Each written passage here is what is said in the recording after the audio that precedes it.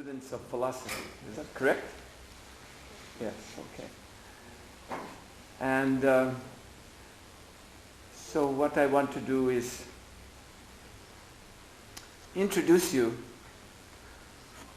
to the traditional Indian or Vedic philosophy of liberation, which is called Vedanta. And you might have already heard of this word. It's quite known in the West. But before we get into the talk and all the weighty philosophical ideas, I want to open this program with a very traditional, but at the same time very sweet form of meditation. And this form of meditation is called kirtan. This type of meditation takes the form of music and singing. We're not singing ordinary songs like you hear on the radio. What we sing are sounds which are called in the Sanskrit language mantra. And you might have heard of that word before too. It's pretty well known. But I want to explain the word to you. It's broken down into two parts, man and tra. Man for manas, which means the mind. And tra for triate, which means to liberate, to free, as I mentioned a few moments ago. Vedanta is the Vedic philosophy of liberation. So in that process of striving for liberation, then the use of mantras is very important. Because the Vedas, when I speak of the Vedas, I'm speaking of a very vast encyclopedic library of books of knowledge. The word Veda in Sanskrit means knowledge. And there are many, many, many Vedic texts. And they're all composed of mantras or spiritual sound vibrations. So you see, this is a basic principle of the Vedic process, this ancient Indian process. It's liberation through sound. Sound is a vibration. Thoughts, according to the Vedas, are also vibrations, very subtle vibrations. So we can tune our thoughts, we can tune our minds into transcendence by vibrating with mantra, with spiritual sound. So as I said, this is basic to the whole Vedic process. And of all the Vedic mantras, there is one which is called the Maha Mantra. Maha, like in Greek, the word magna. We have words like magnanimous, magna means great. So these old languages like Greek and Sanskrit and Latin, there's a lot of similarities. So Maha also means great. Maha Mantra, the great mantra of deliverance. And this mantra is found in an Upanishad, a Vedic philosophical text called the Kali Santarana Upanishad. The meaning of this name of this book, Kali Santarana Upanishad. Kali means our present age.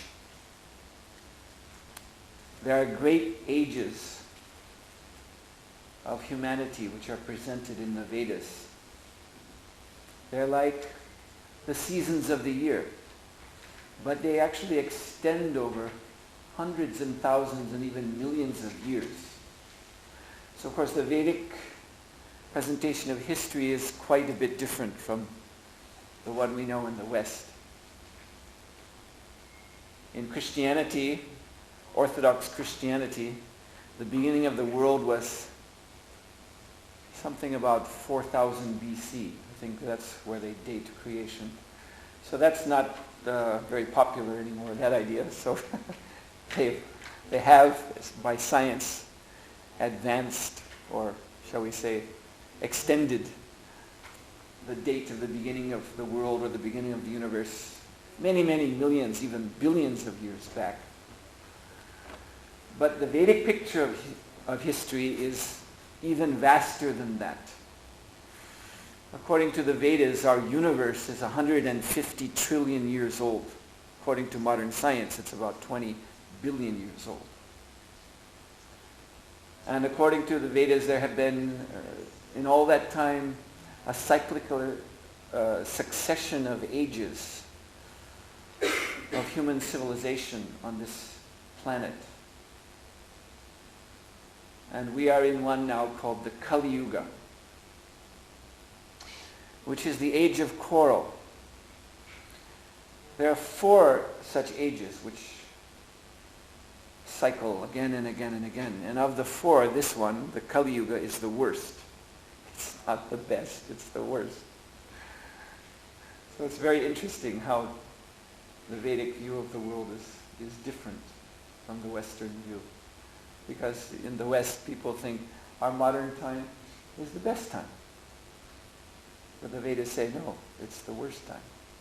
The age of quarrel, or the age of iron also, where the metal iron and steel, these metals become most important to man, because man in this age is an industrial creature. He likes big factories, he likes big machines. And particularly these are machines of war that are being manufactured in this age for the purpose of quarrel or fighting. And it's a very materialistic age. And according to the Vedas, people are lost in this age. All the previous methods of spiritual advancement, they don't really work in this age, like the classical yoga system. Of course, there are yoga schools even now, and you can go there and you can learn the asanas, how to sit, and pranayama, something about breathing. But as a process for achieving liberation, it doesn't work. Therefore, these yoga schools, they tell you, yes, practice yoga. It'll keep you slim, help you sleep at night. This is what they tell you yoga is for. But actually the word yoga, just like we have in the English language the word yoke, and I know in Dutch there's a very similar word. These words are related. Yoke, or to link, like you yoke a horse to a wagon. So yoga means to link, to connect, to have communion with transcendence, with God.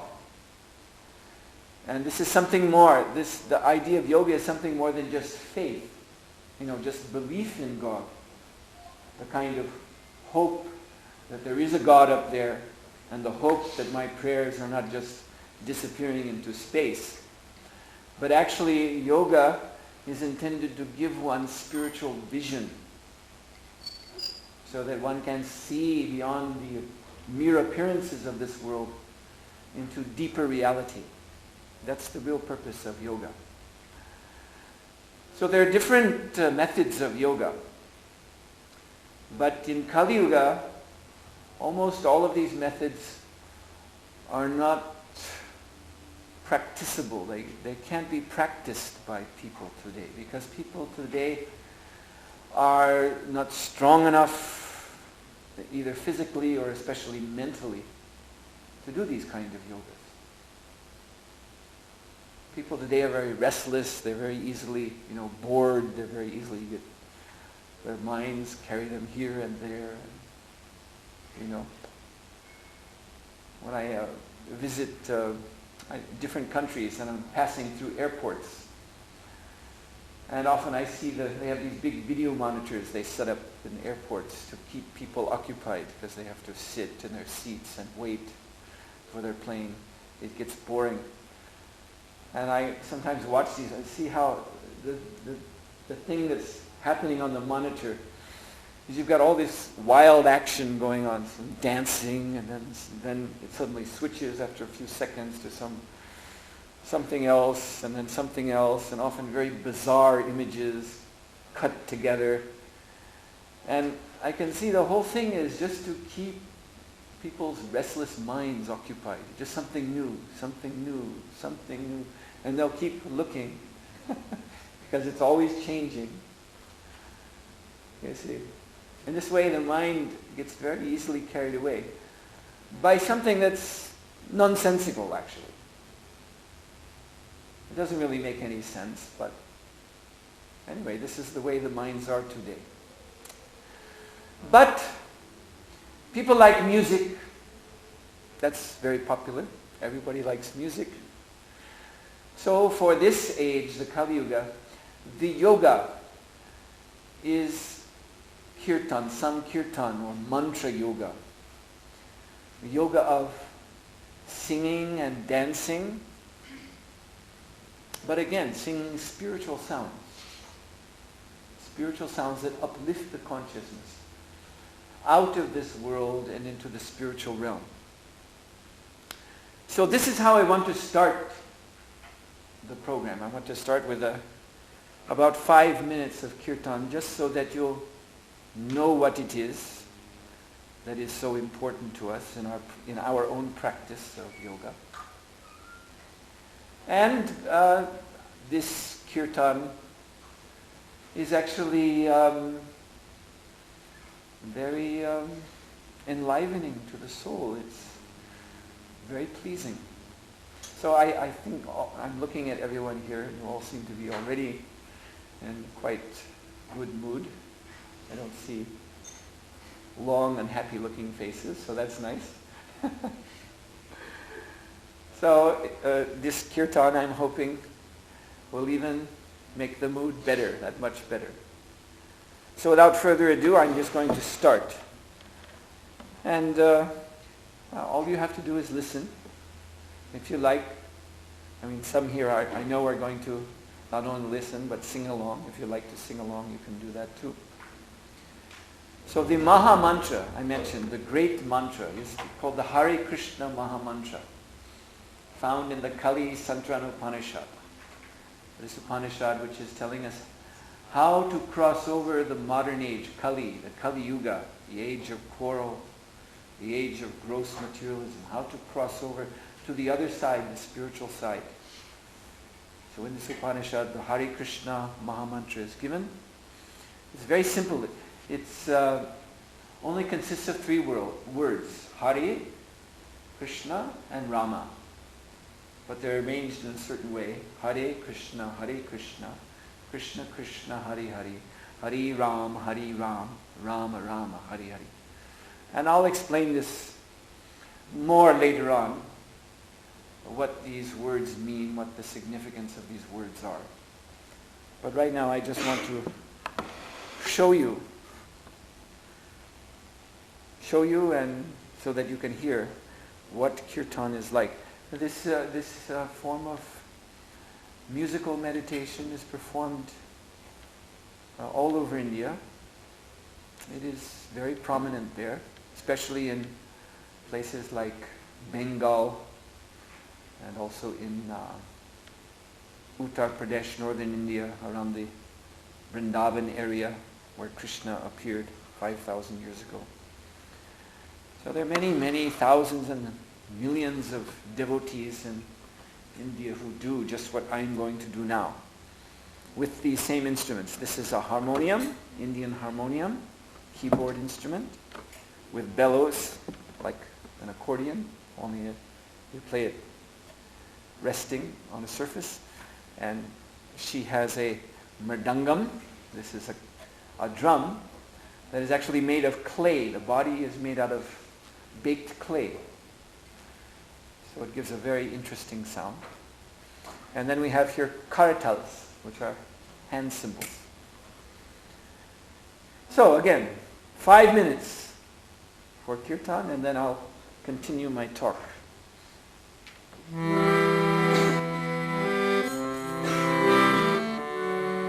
Namah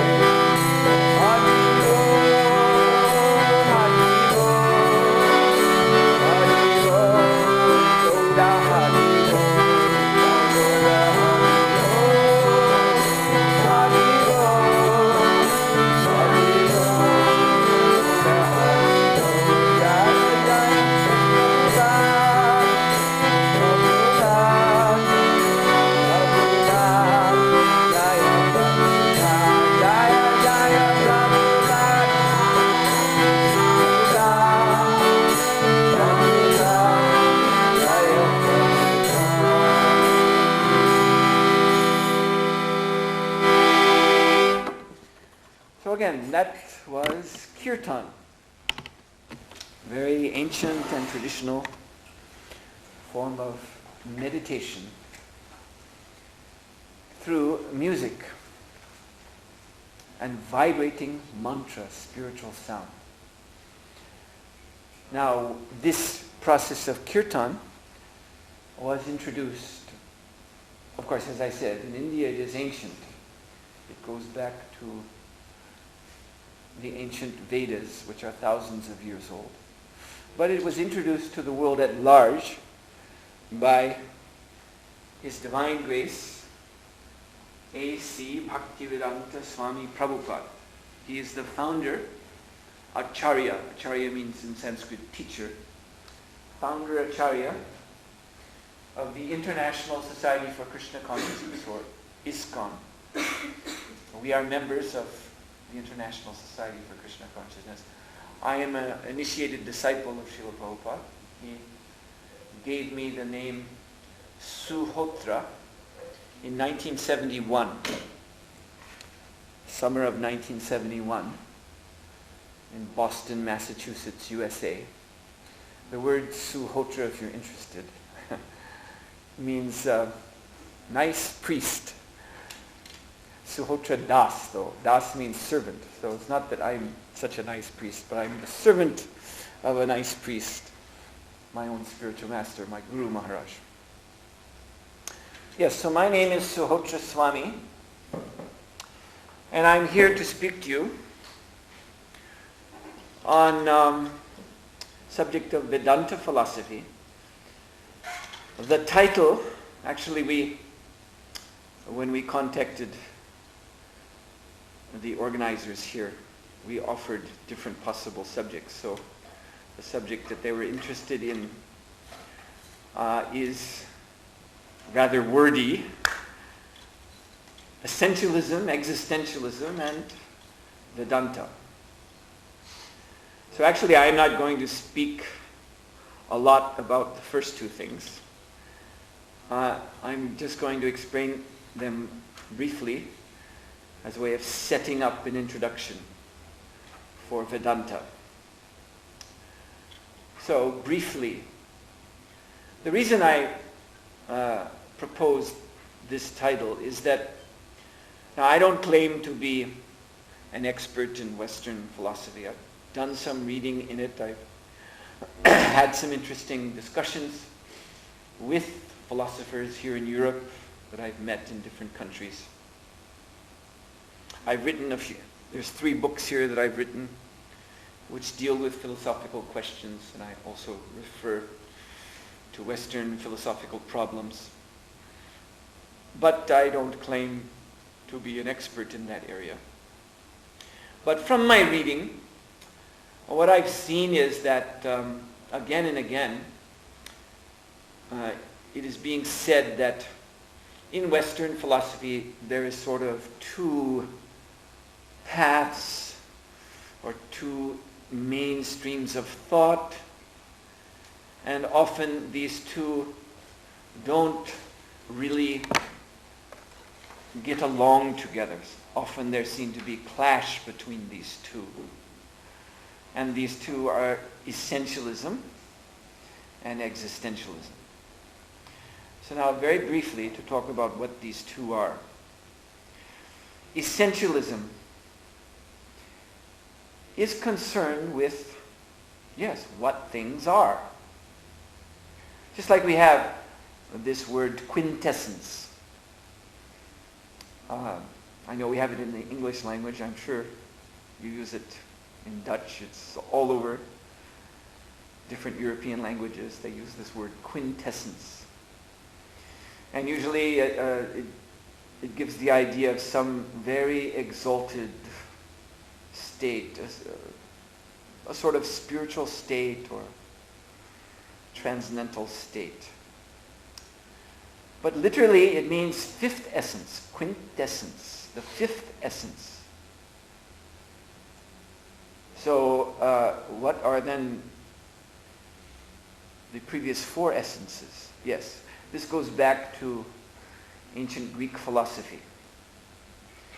where they would divide material phenomena, our experience of the material world, into, first of all, earth, the earthy elements, just like these bricks.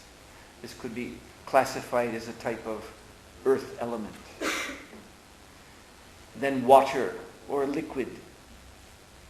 So matter appears in liquid form. It can be loosely called water. And then there's fire. And you could count electricity in that category too. And then there's air or gas. So there were these four: earth, water, fire, air. And they were understood to, yes, these are the, shall we say the word gross material elements that we deal with in our life. Even our body is composed of these four things. Within the body there's solid and liquid and gas, and in the nervous system there's also electrical current or fire. So then beyond this there was something they called the quintessence, the fifth essence, which was the realm of mind, the realm of soul, consciousness. So this is, you can see, this is essentialism in its essence. The essence of essentialism. It goes back to the Greeks and their various attempts in trying to understand the physical world around them. The concern is, what is this world made up of? The concern is being, in other words. What things are, what it is. That's essentialism. And then you have existentialism. If essentialism is concerned with being, what things are, then existentialism is concerned with doing. One of the first, if not the first existentialist philosopher was a Christian. And this is interesting about existentialism, is that there are two paths within existentialism. One is theistic, Christian-oriented, and the other is atheistic. So Kierkegaard, Søren Kierkegaard, a Danish philosopher, is often said to be the first existentialist, and he was a very deep believing Christian. So, in essence, using that word again about existentialism, in essence, his position was, you really can't say anything very definite about this world, about what it's made of. We can't really know it. And you see, it's interesting how he was Danish, you see. He lived in Copenhagen. And so about a century later, there was a very famous Danish physicist, Niels Bohr, who was considered, if not the father, then one of the fathers of quantum physics. And he also made a similar point.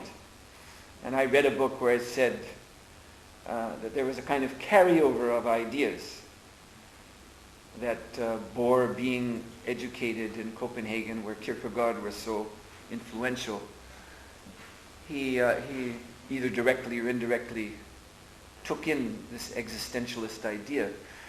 So his statement is that, famous statement is that physics, which was his field of science, physics cannot tell you what nature is. In other words, physics cannot define nature as it is. Physics can only present what we can say about nature. So it's a very interesting point. What he is saying is that we have our perceptions, and we have our words that we use to communicate. But we have no way of knowing if what we're seeing and what we're talking about actually correlates to reality. Because we're just seeing appearances. We're just seeing what our senses allow us to see. You see, now you consider, here we are as human beings, so we're all sharing a common basic experience. I mean, we all find ourselves sitting in this big hall. I hope we all agree on that. I hope nobody here is thinking that they're sitting on the planet Mars right now. That would be quite a shift of reality. But since you're all sitting there and you all seem to be listening to what I'm saying, so I think we're all tuned in to the same perceptions. But some other being could come into this room. Let's say a little insect could come flying into this room. And this insect is understanding things through its compound eyes and its antenna and whatever sort of, sensory apparatus it may have, which is obviously very different from ours. So you can be sure that that insect is not going to experience this, what we're experiencing, in the same way. That insect is going to have a very, very different perception of things. In fact, we see it. Sometimes a fly or something lands on us, lands on our arm, and starts walking around. Now, why would an insect do that? Why? It must be, I think it's only logical, that the insect doesn't understand that I am landing on the body of a giant creature. And if this creature becomes annoyed with me, he can snuff out my life in an instant. I mean, it's sort of like if you just imagine you're walking through a forest, down a forest path, and you see stretching across, of course this is very hard to imagine here in the Netherlands, but just suppose you just went for a walk outside of Nijmegen in the forest, you're going down one of these forest paths, and suddenly you see stretched across the path a tiger sleeping. Now what are you going to do? I mean, of course, you're really going to wonder, how did the tiger get there? But just suppose a tiger is there. Now you're just going to keep on walking, as you were going, and just step over the tiger? I don't think so. I think you'll probably tiptoe in the other direction and go try to find a policeman or something and tell him there's a tiger in the forest. I mean, who in their right mind would just keep walking, and just walk over the tiger like it was a rug? Obviously, we know that if we do that, the tiger is going to wake up and he's going to be very unhappy with us. And he also might be very hungry, too. And then that might be the end of our existence in this present body.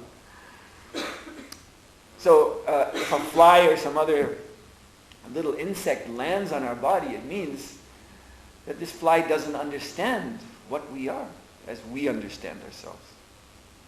The fly is landing there. Maybe he thinks he's landing on some, mountainside or something, and there are some very interesting looking trees growing on this mountainside, and he's walking between the trees. Maybe that's what he's thinking.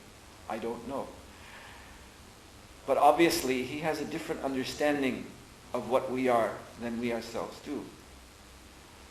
So this is the point that Kierkegaard and Niels Bohr and other existentialist philosophers make.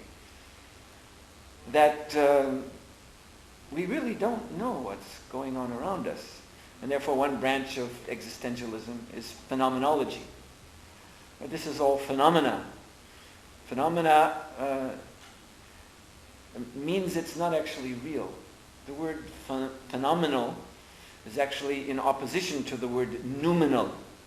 The word noumenal means reality, at least in the spiritual sense. And phenomenal means that which is transitory, just experience, just flashing through our senses and changing all the time. So in other words, existentialism is not concerned with essences, because in existentialism they don't trust that real essences, the real nature of the world can actually be known. So therefore, getting back to Kierkegaard, his main, we have in Sanskrit this word sutra. Sutra means code, actually. So you can simplify a whole philosophy, bring it down to a sutra, one statement in code which expresses everything. So we could say that Kierkegaard's sutra is leap of faith.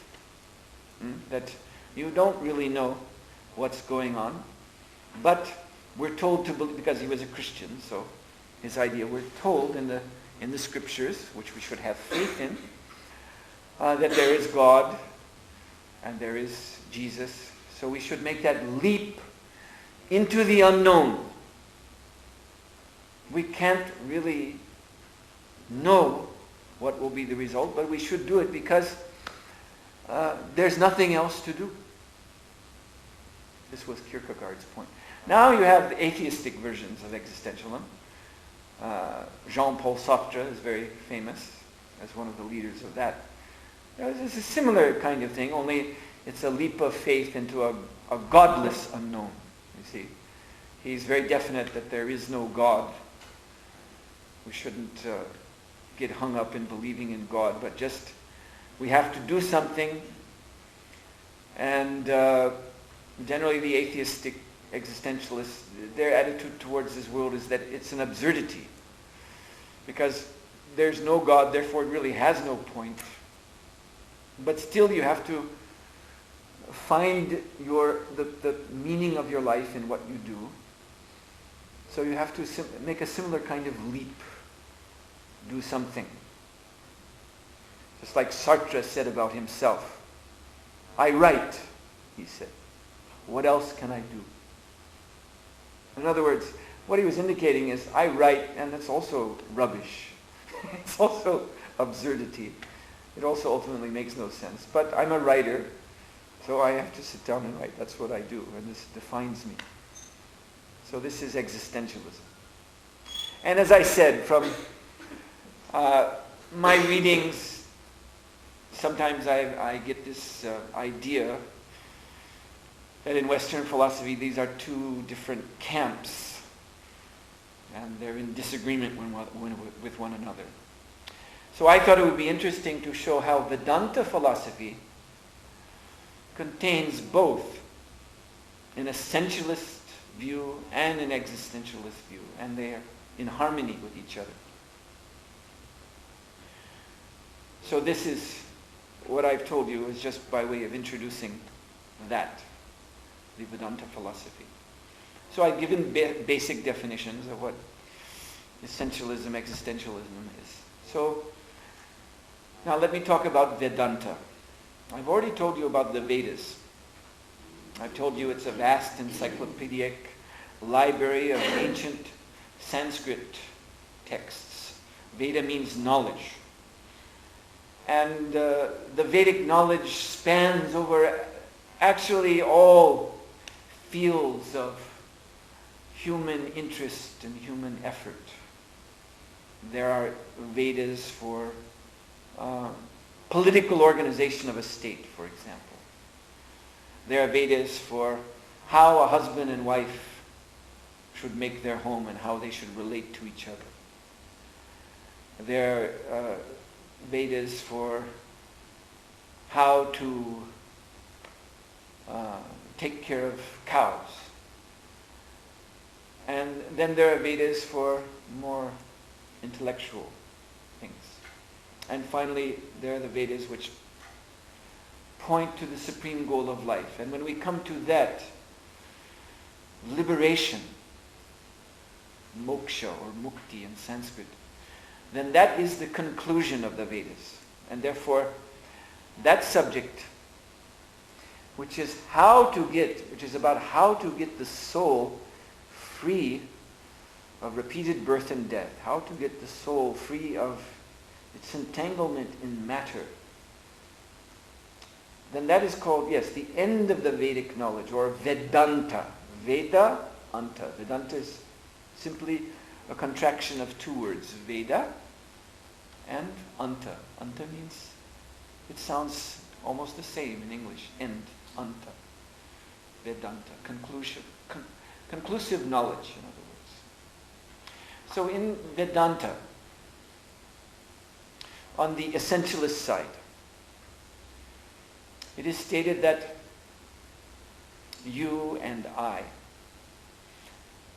And not only human beings, but all living beings, including even the plants, and the fish, and the microbes, and even the AIDS virus, all entities that display any symptoms of life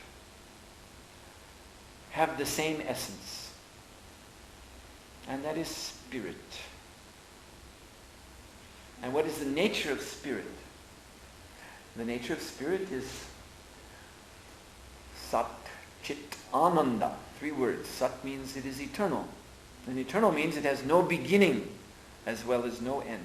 It just is.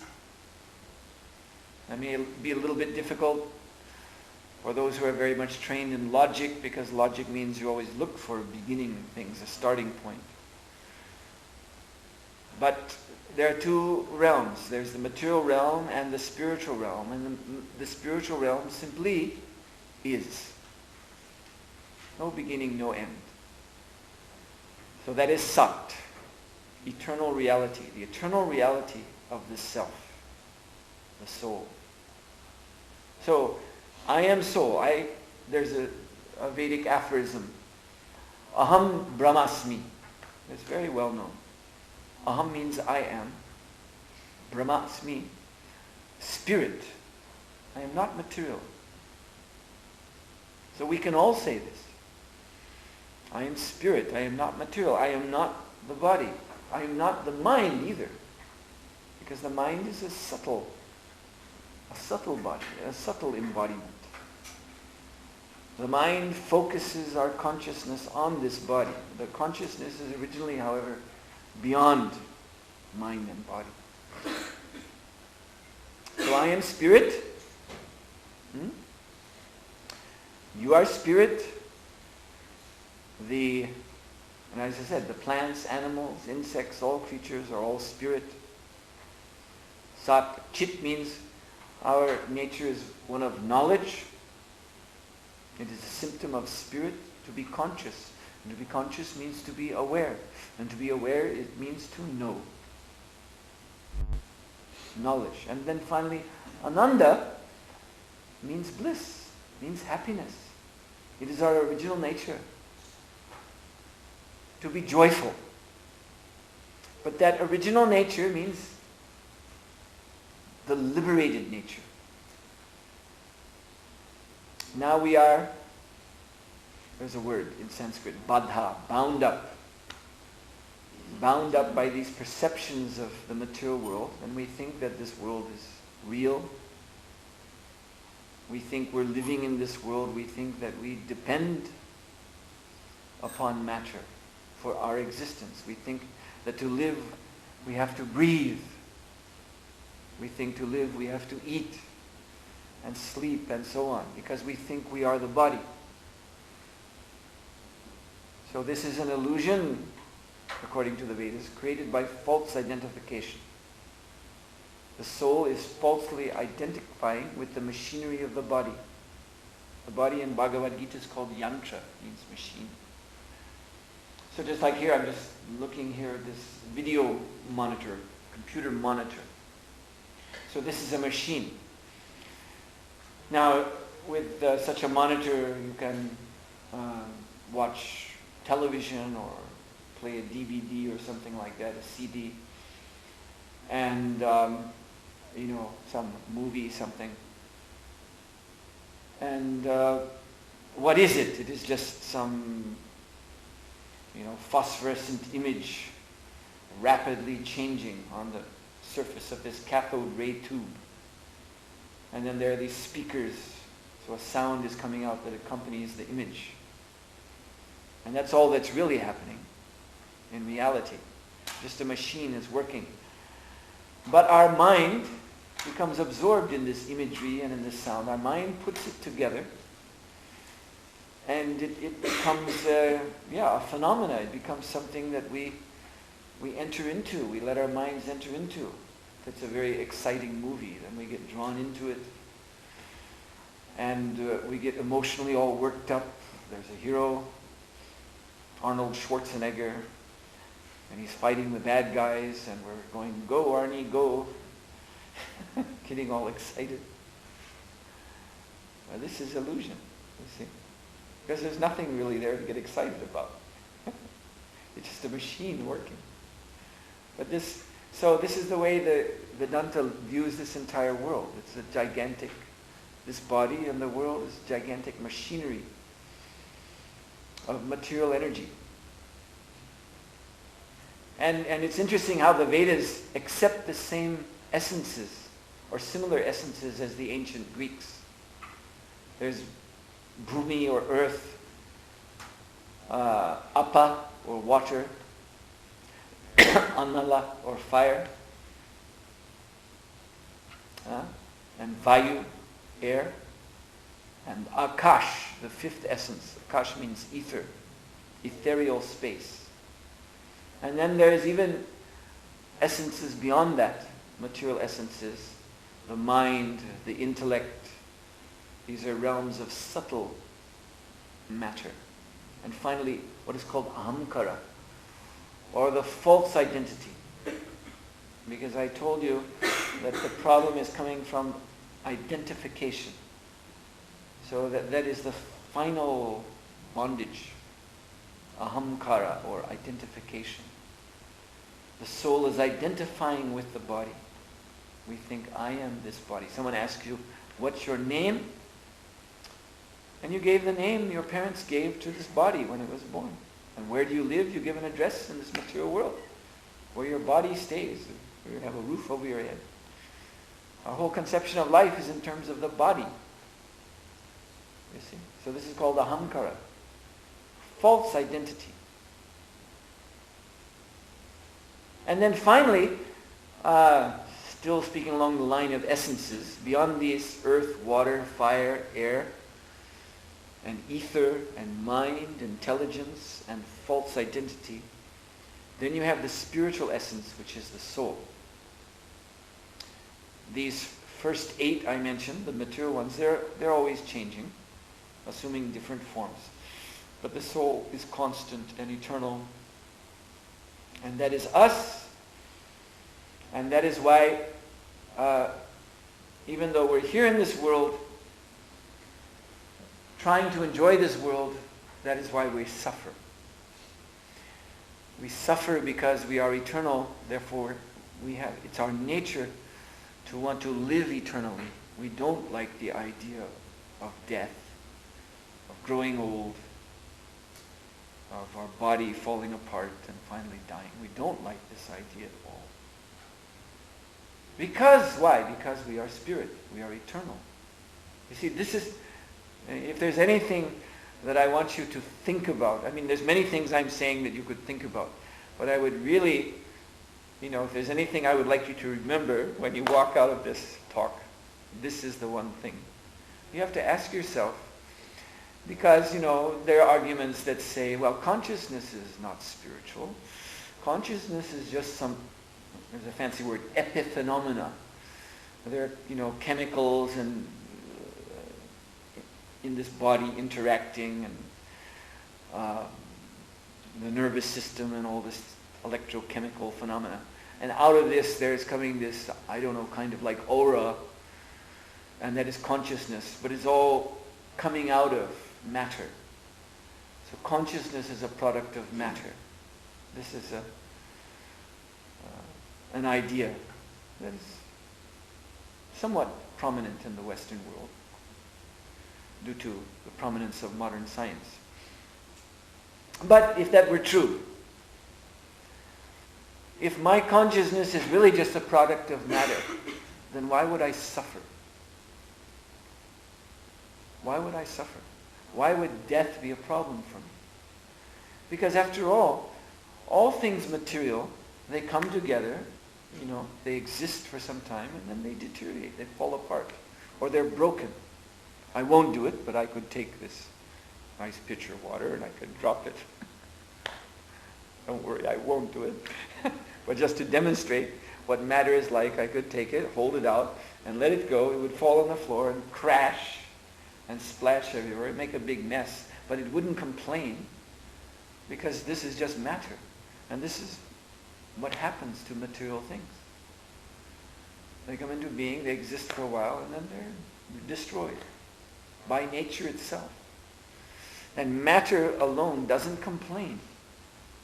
You know, when I pick up this, if I pick this up with the intention of dropping it, it's not going to start squirming in my hand. No, don't do it. It's just an object. It's just a material thing. But there's something about us and something about other creatures that's different, that makes us different, and that is the spark of consciousness. And therefore, because our nature is eternal, therefore we resist death. Therefore, and change, change, it brings with it misery, distress. When things are, our friends, loved ones, relatives, when time removes them from our life, we become distressed. And this is because we are eternal.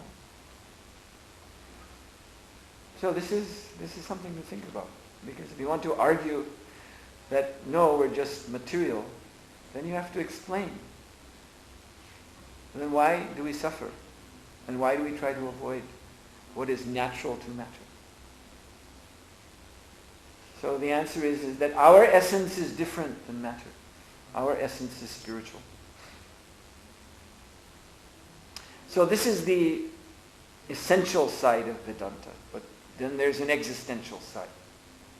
The existential side is, as I told you before, it's about doing, becoming defined by your actions. So therefore there is what is known as the law of karma. So all living beings are of the same essence. They're all spirit. And therefore the Vedas say, in that sense, we're all equal. You see? We're all equal. On the spiritual platform. There's no difference in essence, in spiritual essence. Let's talk first just about human beings. There's no difference between men and women, or black people, white people, or any other colored people. There's no difference between little children and grown-ups. There's no difference between a president or a king and a servant who sweeps the street. There's no difference between a rich man and a poor man. Everyone's equal because everyone is spirit in essence. And yet, when we look at this world, we see there are differences. We're all separated by so many differences. So how did that happen? And that is due to karma. And karma, a word you've probably heard, and you may have heard many, different things about this word, but I'm just going to start off with a very simple definition. The most simple definition of karma is just activity, or even work. It's what you do. That's all karma is. But because in action, again using this as an example, good example, because it's a quite heavy thing, pitcher of water, massive. So if I want to do the act of moving this a little bit, you see, so that act entails immediately reaction. You know Newton's law. For every action there's an equal and opposite reaction. So when I try to push this, there's resistance.